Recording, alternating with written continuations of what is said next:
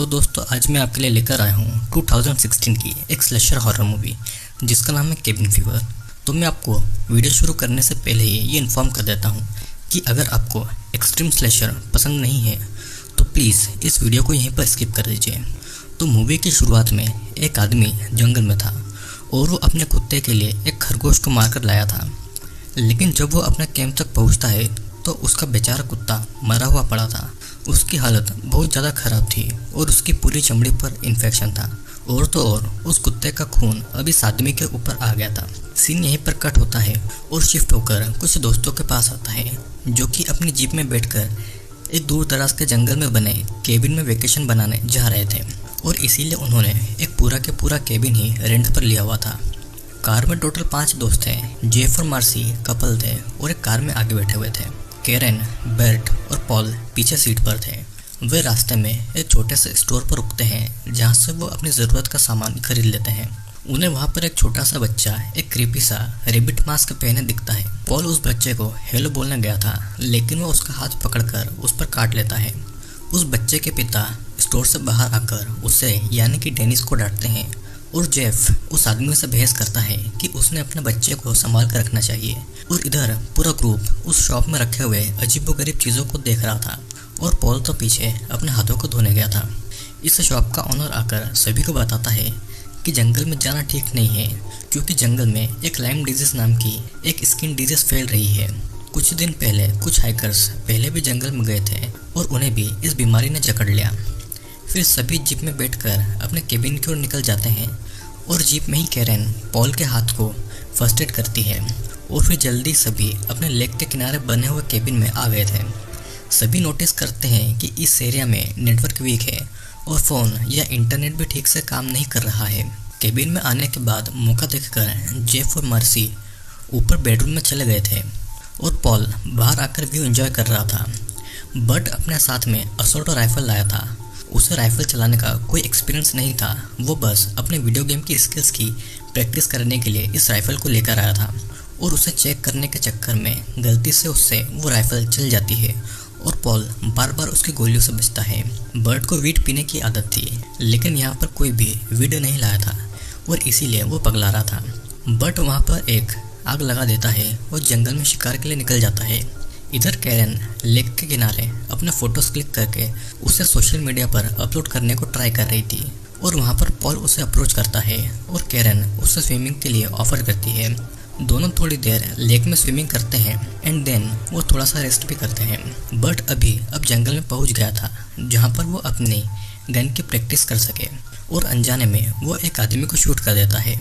उस आदमी को किसी तरह की बीमारी थी और उसकी स्किन से खून बह रहा था। वो बर्ड से मदद मांग रहा था, लेकिन उसकी मदद करने के बजाय बर्ड उससे डरकर वापस केबिन की ओर भाग जाता है और वापस आकर वो किसी से बात किए बिना ही केबिन में घुस गया था। फिर रात के समय सभी कैंप फायर के पास बैठकर अपनी अपनी स्टोरी शेयर कर रहे थे और तभी अचानक से ग्रिम नाम का एक स्ट्रेंजर अपने कुत्ते को लिए वहाँ पर आ गया था। सब उसे जाने को कहते हैं, लेकिन उसके पास में वीड यानी कि माल था और इसी कारण उसे ग्रुप में इन्वाइट कर लेते हैं।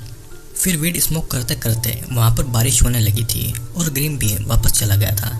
सभी अब केबिन में थे और उन्हें लग रहा था कि ग्रीम वापस आएगा, लेकिन गेट पर वही खून में लथपथ आदमी था जो कि बर्ड को मिला था। वो सभी से मदद मांग रहा था और वो बर्ड को पहचान गया था। बर्ड फिर से दरवाज़ा लगा के ये कहता है कि उसे किसी तरह की बीमारी है और सभी को वो बीमारी हो सकती है। बाहर रखी हुई जीप का दरवाज़ा खुला था और इसीलिए वो आदमी उसमें बैठकर जीप को अंदर से लॉक कर लेता है। वो कहीं भागने वाला था और तभी वो खून की उल्टियाँ करके पूरी कार को ख़राब कर देता है। उस आदमी को बाहर निकालने के लिए पॉल बेट से कार की विंड स्क्रीन को तोड़ता है और बर्ड उससे भागने से बचाने के लिए कार के टायर को गन से पंचर कर देता है। जब वो बाहर आता है तो मार्सी उसके ऊपर पेट्रोल छिड़क देती है और सभी देखते हैं कि उसकी स्किन में कीड़े पड़े हुए हैं और वो उसे खा रहे हैं और इसीलिए जेफ उस पर आग लगा देता है और वो आदमी जलता हुआ वहाँ से भाग गया था। अब इस इंसिडेंट के बाद सभी डरे हुए थे और वो ये कह रहे थे कि जो भी उन्होंने किया वो सेल्फ डिफेंस में था। कैरन का कहना था कि पुलिस को खबर कर दी जाए क्योंकि ये एक एक्सीडेंट है और वो डिसाइड करते हैं कि अगली सुबह वो कार को पूरी तरह से साफ करके पुलिस में रिपोर्ट करवाएंगे। लेकिन अगली सुबह सभी आपस में उस कार की तोड़फोड़ के लिए लड़ रहे थे और तंग आकर मार्सी वहां से खुद अकेली हेल्प लेने के लिए निकल गई थी। केबिन में कैरेन कल के इंसिडेंट से बड़ी परेशान थी और पॉल उसे शांत करने के लिए उसे पानी पिलाता है ताकि वो शांत रहे। बर्ट और जेफ कुछ किलोमीटर तक पैदल ही किसी की मदद लेने के लिए निकल गए थे। वो एक पुराने वेयरहाउस में पहुंचते हैं जहां पर एक लेडी बड़े से पिग को बीच में से काट रही थी और ये पिग भी बिल्कुल सड़ चुका था। जेफ और बर्ट उससे मदद मांगते हैं और लेडी उन्हें अपने घर पर इनवाइट करती है। घर के अंदर ये लेडी अपने खून से भरे हाथों से उन्हें पानी पिलाती है और उनकी परेशानी पूछती है। जेफ बताता है कि कल रात उन पर एक अननोन आदमी ने अटैक किया। वो लेडी उन्हें अपने कजिन की फ़ोटो दिखाते हुए ये कहती है कि क्या यही वो आदमी था जिसे देखकर दोनों घबरा गए थे, क्योंकि वो वही आदमी था जिसे इन्होंने कल रात को मारा था। और वो उस लेडी से झूठ बोलकर वहाँ से निकल जाते हैं। मार्सी बोट से वापस लौटती है और बर्ट और जेफ से मिलती है। इधर पॉल केबिन में था जहाँ पर पुलिस की कार आई थी और विंस्टन नाम की एक ऑफिसर वहाँ पर कल रात की पार्टी की इन्वेस्टिगेशन करने आई थी और पॉल उसे बताता है कि कैसे एक बीमार आदमी ने उन पर अटैक किया। और तभी कैरन अंदर से निकलती है, लेकिन विंस्टन उसे वापस अंदर भेज देती है। फिर जब वो ऑफिसर चली गई थी तो पॉल और बर्ट उनकी जीप को साफ कर रहे थे और उन्हें लग रहा था कि कहीं वो ऑफिसर फिर से आकर इस कार को नहीं देख ले। लेकिन वहाँ पर ग्रिम का कुत्ता उन्हें दिखता है और मार्सी उसे बर्ट की गन से डराकर भगा देती है। फिर सभी अपने अगले प्लान को डिस्कस करते हैं। जेफ का कहना था कि ऑफिसर को सब कुछ सच बताकर यहाँ से जैसे तैसे निकल जाए। कैरन यहाँ पर थोड़ा बीमार फील कर रही थी और इसीलिए वो रूम में जाकर सो गई थी। थोड़ी देर के बाद में पॉल उसके पास आता है और कैरन उसे भी अपने पास इनवाइट करती है। बाहर बर्ट कार का टायर चेंज कर रहा था और जेफ उसकी गन लिया था। तभी ग्रिम का डॉग वापस आकर उनके पास आता है और जेफ उसे डराने के लिए शूट करता है, लेकिन वो वहाँ से नहीं भागता। केबिन के अंदर पॉल और कैरन लेटे थे और पॉल पहले तो उसके बाल पीछे करता है, फिर वो धीरे से अपना हाथ उसके पैंट्स में डालता है और कैरन उसे ऐसा करने से रोकती है। पॉल जब हाथ बाहर निकालता है तो उसका हाथ पूरा खून से लाल था। जब वो ब्लैंकेट हटाते हैं तो कैरन के पूरे पैरों पर ब्लीडिंग हो रही थी और उसे भी स्किन डिजीज हो गई थी। फिर सभी वहाँ पर आते हैं और देखते हैं कि कैरन का इन्फेक्शन और बढ़ रहा है। सभी उससे डर रहे थे और इसीलिए बर्ट कैरन को बाहर एक शेल्टर में लॉक कर देता है। फिर सभी एक दूसरे को चेक करते हैं कि कहीं उन्हें भी कहीं इन्फेक्शन तो नहीं है। सभी फिर ये भी डिसाइड करते हैं कि उनमें से कोई एक हमेशा शेड के दरवाजे पर रहेगा ताकि वो निगरानी कर सके। पॉल मदद का इंतजार करते करते थक गया था और वो ग्रुप को छोड़ के मदद लेने के लिए निकल गया था। वो जंगल में जाता है और टॉर्च से किसी को ढूंढ रहा था, लेकिन उससे कुत्ते की आवाज़ सुनाई देती है। इधर केबिन में मार्सी कैरन के लिए खाना लाई थी, लेकिन कैरन मार्सी को अकेला छोड़ देने के लिए कह रही थी। पॉल मदद ढूंढते ढूंढते एक मिनी वैन के पास आता है और खिड़की से अंदर झांकता है। अंदर से एक औरत उसे ऐसा करते देख लेती है और गन उसकी ओर पॉइंट करती है। पॉल उसे समझाने की कोशिश कर रहा था और अंदर से एक आदमी बिना कपड़ों के आता है और पॉल को वहां से डरा के भगा देता है और पॉल फिर से केबिन की ओर लौट आया था। केबिन के बाहर शेड में कैमरा का फ्लैश दिखाई देता है, जिसका मतलब कि कैरन कुछ फोटोज ले रही थी। और केबिन के अंदर मार्सी ने डिनर बनाया था, लेकिन किसी का भी कुछ खाने का मूड नहीं था। जेफ चिल्लाकर कहता है कि उनमें से किसी को भी बीमारी हो सकती है और बर्ट एक ग्लास से वहाँ का टैप वाटर पी रहा था। घर के बाहर फिर से वो कुत्ता आता है, लेकिन इस बार वो भी खून में लथपथ था और खाने की तलाश में था। वो कुत्ता बाहर बने शेड के पास जाकर जोर जोर से भौंक रहा था और अचानक से वो वहाँ से गायब हो जाता है। पूरा ग्रुप आकर कुत्ते को ढूंढता है, लेकिन उस शेड पर बाहर खून ही खून पड़ा हुआ था। बर्ट डोर नॉक करता है, लेकिन कैरन कोई जवाब नहीं देती और सभी कुत्ते को ढूंढने लग जाते हैं। अगली सुबह मार्सी और पॉल कैरन को देखने आते हैं। वे जैसे ही दरवाज़ा खोलते हैं उन्हें कैरन पूरी खून में लथपथ दिखती है और उसकी स्किन अब सड़ रही थी। मार्सी और पॉल उसे शेड से निकालते हैं और इधर जब बर्ट कार को स्टार्ट कर रहा था तो उसकी खांसी में खून आ रहा था।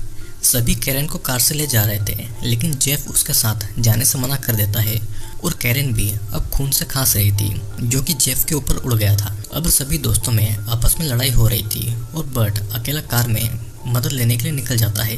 जेफ वापस केबिन में आकर अपना चेहरा साफ करता है और टैप वाटर से पानी पीने लगता है। वो केबिन से निकलता है ताकि उसे भी वो बीमारी नहीं लगे और जंगल में निकल जाता है। पॉल केबिन से सभी इन्फेक्टेड कपड़े और सामान बाहर फेंक देता है और अब केबिन में बस मार्सी और पॉल थे। मार्सी को लग रहा था कि वो सभी अब मरने वाले हैं और पॉल उससे अच्छा फील कराने के लिए उसे हक करता है।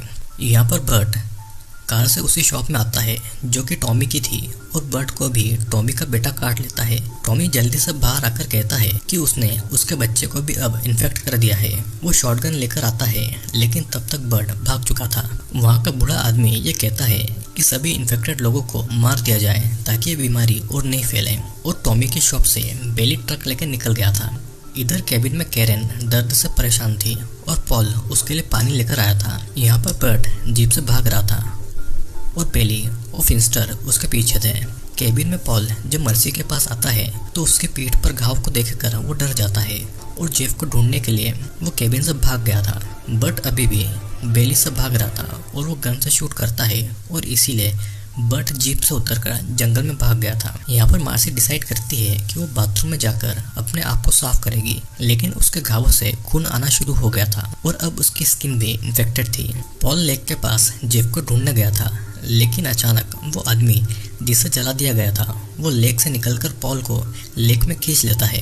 वो उसे डुबाने की कोशिश कर रहा था, लेकिन पॉल जैसे तैसे बाहर निकलने में कामयाब होता है और उसे ये भी पता लग गया था कि जो वायरस है वो लेक के इस पानी में ही है।